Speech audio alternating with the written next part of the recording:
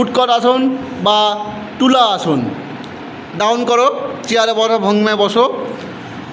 1 2 3 4 5 6 7 8 9 10 ছেড়ে দাও একবার।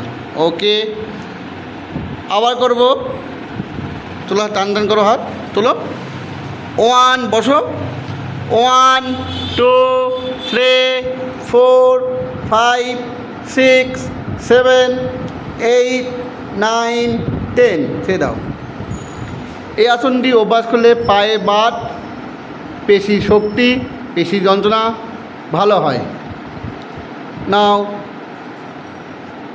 লাস্ট 1 2 3 4 5 6 7 8 9 10 ছেড়ে দাও।